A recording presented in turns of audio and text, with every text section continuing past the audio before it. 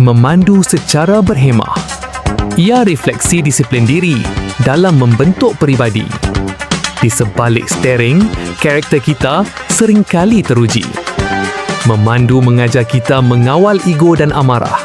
Kesabaran itu membina daya tahan mental yang kuat bagi menghadapi konflik dalam kehidupan. Memberi laluan atau lampu isyarat adalah komunikasi yang menghormati hak orang lain. Ia mewujudkan jiwa bertimbang rasa dalam masyarakat. Faham hukum sebab dan akibat. Peraturan jalan raya bukan atas kesalahan saman sahaja.